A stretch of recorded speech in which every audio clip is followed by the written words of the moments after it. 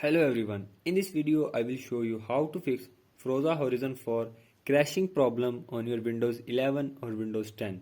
So to fix this issue, follow every step as I am showing in this video, and do not forget to subscribe this channel and also press the bell icon for the latest upcoming videos. Hope so this will fix your problem and help you a lot.